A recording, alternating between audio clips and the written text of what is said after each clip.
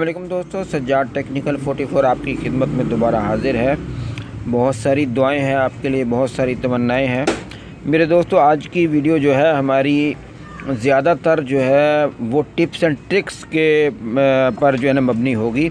इसमें हम आपको कुछ चंद ऐसी चीज़ें बताएंगे जिनके बारे में ये कहा जाता है कि कुछ रिसर्च जो है वो डायरेक्ट कर सकते हैं या नहीं कर सकते, तो उस बारे में मैं आपको कुछ टिप्स एंड ट्रिक्स बताऊंगा। और दूसरी बात, हमारा ये जो साको प्लस है इसमें होमेज वाला ही बोर्ड लगा हुआ है। इसमें एक फ़ॉल्ट है। फ़ॉल्ट ये है कि जब हम इसकी जो वायर्स हैं, बैटरी वायर्स, इनको, ये वाली बैटरी वायर्स जो हैं, इनको हम आपस में टच कर दें तो ये स्टार्ट ले लेता है। यहाँ से ऑन करने से ऑन हो जाता है, और अगर ये ट्रिप हो जाए तो ये दोबारा ऑन नहीं होता। जब तक हम इसके इन कैपेसिटर्स को शॉर्ट सर्किट ना कर दें और डिस्चार्ज ना कर दें तो तब तक जो है ना ये सेट दोबारा ऑन नहीं होता। और ये फ़ॉल्ट क्या होता है, और इसके बाद मैं आपको इंशाअल्लाह ताला टिप्स एंड ट्रिक्स के बारे में बाकी बातें बताऊंगा।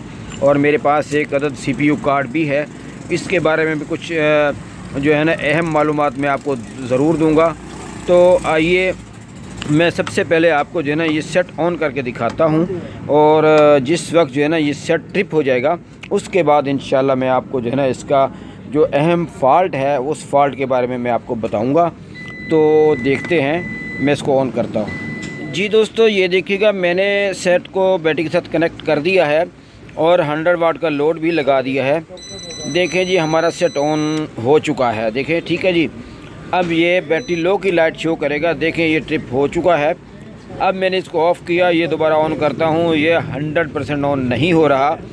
और एक बात आपको और बताऊँगा कि यहाँ पर जो है ना, अगर हम वहाँ से इसको ऑन करें, ये C13 जो है, यहाँ पर जो है ना कुछ वोल्ट बनते हैं, और वो वोल्ट जो है ना, अब इस में आपको मीटर से चेक नहीं करवा सकता, लेकिन अगर मैं किसी तरह से चेक करा दूँ, यहाँ बिल्कुल डेड शो कर रहा है, कोई वोल्ट नहीं बना रहा। और इसकी सबसे बड़ी मेन वजह क्या होती है, जो ये प्रॉब्लम डेड सूरत में हो जाता है। अब जब तक मैं इसके जो है कैपेसिटर्स को शॉर्ट सर्किट ना कर दूं, ये सेट ऑन नहीं होगा।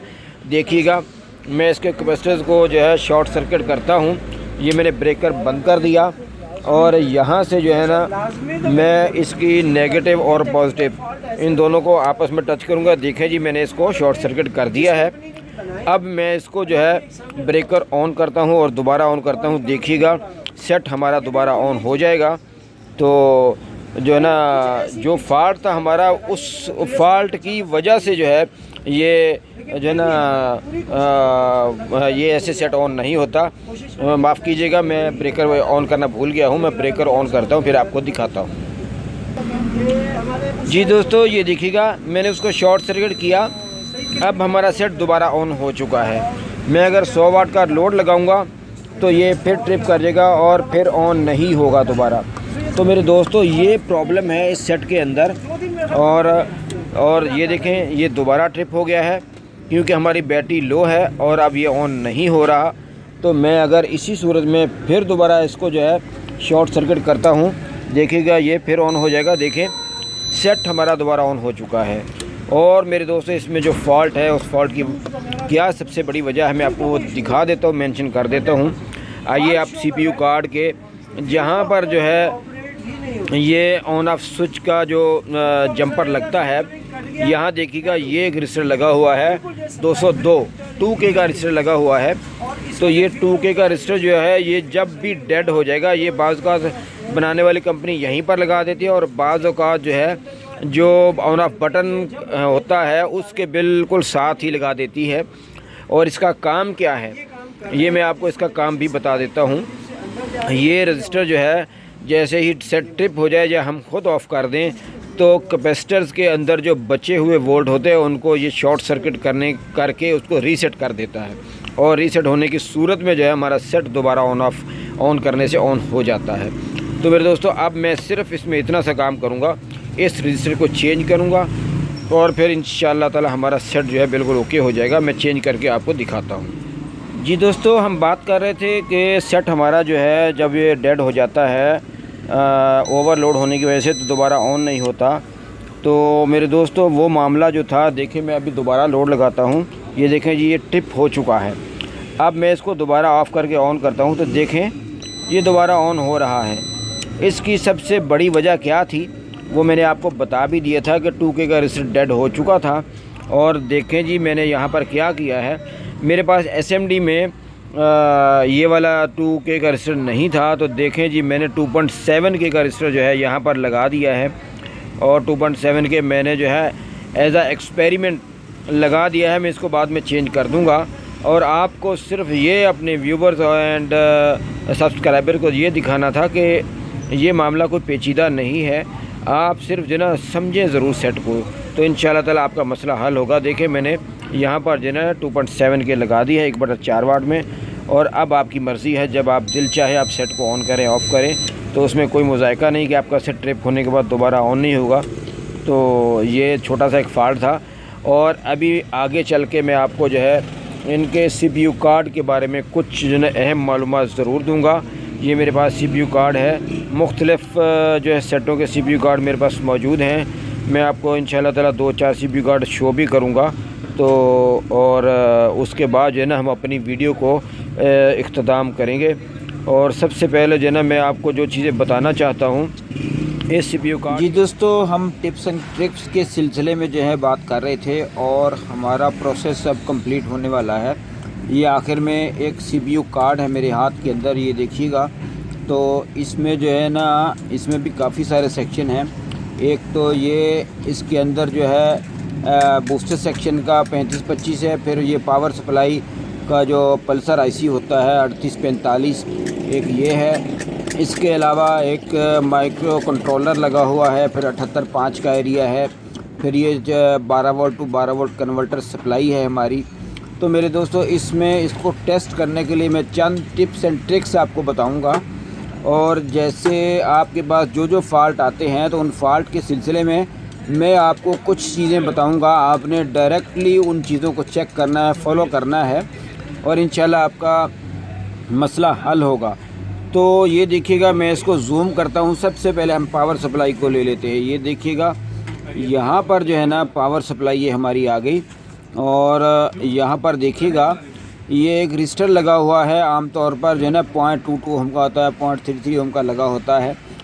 अगर आपकी सिस्टम जो है मुकम्मल डेड है तो आपने सिंपली जो है ना इसको मल्टीमीटर से चेक करना है। और इनमें कुछ रजिस्टर ऐसे भी हैं जिनको आप डायरेक्ट जंप कर सकते हैं यानी शॉर्ट कर सकते हैं। तो उनमें से एक ये रजिस्टर भी है और एक ये 20 ओम का रजिस्टर है। इसके अलावा एक ये 2R20 है। ये तीनों रजिस्टर आप डायरेक्ट जंप कर सकते हैं। तो मेरे दोस्तों यहाँ पर आपने चेक क्या करना है, आपने इसको चेक करना है। इसके अलावा आपने ये 20 ओम का रजिस्टर चेक करना है। और अगर सप्लाई आपकी हल्की सी ऑन होकर बंद हो रही है तो ये 1K लगा, इसको भी चेक कर लेना है। इसके अलावा यहाँ पर आ जाइए, ये आपका आ गया 3845, इसमें 3K3 लगी होती है, इसको चेक कर लें। ये अगर डेड हो जाए तो तब भी आपका सेट जो है ऑन नहीं होगा। यानी ये वाला जो कैपेसिटर है, तो यहाँ पर ये वाला जो कैपेसिटर है इस पर जैसे ही हम स्विच को ऑन करते हैं तो यहाँ पर 8, 9, 10 वोल्ट आ जाते हैं। अगर 3-4 वोल्ट आके बंद हो जाए तो समझ लें आपकी पावर सप्लाई में कोई ना कोई गड़बड़ है। और उस सिलसिले में आप ये 3K3 चेक कर ले। इसके बाद ये एक PNP लगा हो और एक NPN लगा हो, इन पर डायरेक्ट 12 वोल्ट आ जाते हैं जैसे हम सप्लाई ऑन करते हैं। और एक यही रजिस्टर लगा हुआ है, ये आम तौर पे 5K का 7K का रजिस्टर लगा होता है, किसी में 15K भी होता है और किसी में 30C भी लगा होता है 20K। तो ये ख़राब हो जाए तब भी मसला आता है, सिर्फ आपकी पावर सप्लाई काम नहीं करेगी। अगर आप पावर सप्लाई को डायरेक्टली ऑन चेक करना चाहते हैं कि हमारी पावर सप्लाई में कोई गड़बड़ है या नहीं, तो मैं अभी आपको एक ऐसा ट्रिक बताऊंगा कि आप उसकी मदद से डायरेक्टली पावर सप्लाई चेक कर सकते हैं। आपने क्या करना है, सिंपली आपने जो छोटा 12 volt to 12 volt converter chopper लगा हुआ है यहाँ पर आ जाना है। और ये देखिएगा यहाँ पर 2 अदद कपलर लगे हुए हैं, एक कपलर ये है और एक ये लगा हुआ है। और यहाँ से इनकी दोनों की ये 2-2 पिन्ने हैं। आपने सिस्टम IC की तरफ से, ये सिस्टम IC का एरिया है, इस तरफ से ये जो 2 पिन्ने हैं इन दोनों पिनों को आपने मिला देना है। किसी भी टेस्टर की मदद से मिला दें या इनको सोल्डिंग कर दें। उसके बाद आप पावर स्विच को जो है ऑन करेंगे। जैसे ही ऑन करेंगे तो आपका सिस्टम ऑन हो जाएगा, और अगर ऑन नहीं हो रहा तो इट मीन्स कि आपकी पावर सप्लाई के अंदर कोई ना कोई गड़बड़ है। फिर आप मुकम्मल तौर पे पावर सप्लाई को ही चेक करेंगे तो ये इसके अंदर इशू आता है। और दूसरा तरीका यह है कि 78.5 के ऊपर आप जो इस तरफ की 2 पिनें होती हैं इनमें 12 वोल्ट आते हैं, और बीच और इस तरफ वाली जो 2 पिनें हैं इन पर 5 वोल्ट आते हैं। वहाँ पर भी चेक करके देख लें और आपका CPU कार्ड की पूरी एफिशिएंसी आपके सामने आ जाएगी।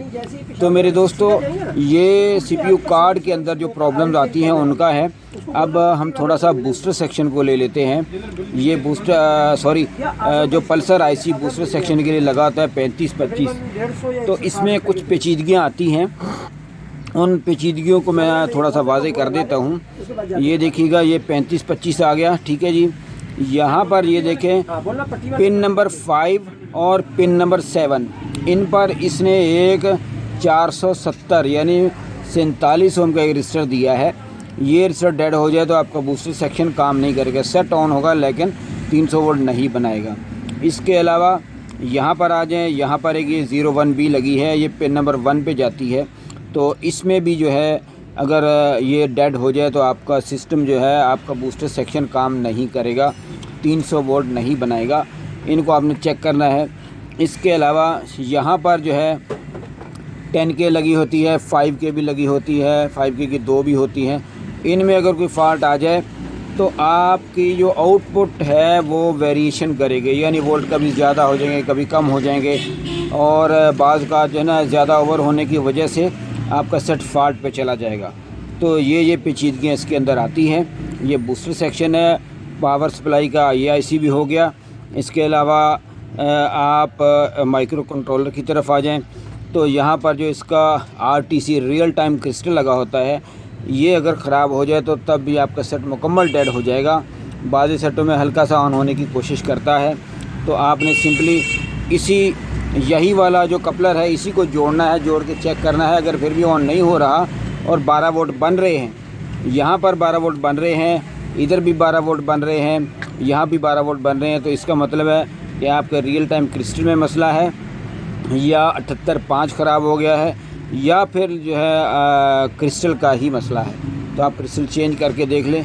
याद रखिए कि क्रिस्टल जिस नंबर का उतारें कोशिश करें कि उसी नंबर का ही लगाएं, अदरवाइज़ इसकी फ्रीक्वेंसी आउट हो जाती है, और फ्रीक्वेंसी आउट होने की वजह से आपका सेट जो है वो साइकिल ज़्यादा बनाएगा या कम बनाएगा, तो आपके पंखों पे इसके असरात पड़ेंगे। या तो स्पीड बहुत तेज़ हो जाएगी या बिल्कुल कम हो जाएगी, या पंखों में आवाज़ और शोर आएगा।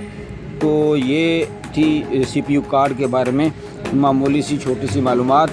तो आज की इस वीडियो को हम ख़त्म करते हैं, और बहुत सारी दुआएं हैं आपके लिए, बहुत सारी तमन्नाएं हैं। ये हमारी जो टिप्स एंड ट्रिक्स की वीडियो थी उसका आखिरी पार्ट था, और इंशाल्लाह ताला इसी बारे में हम एक वीडियो और भी बनाएंगे जिसमें जो है हम कंप्लीट जो बोर्ड है वो दिखाएंगे। उसमें जो पेचीदगियाँ होंगी उसी एक बोर्ड के अंदर सारी पेचीदगियों को वाज़ेह करेंगे इंशाल्लाह। तो हमारे साथ रहिएगा, फिर मिलेंगे।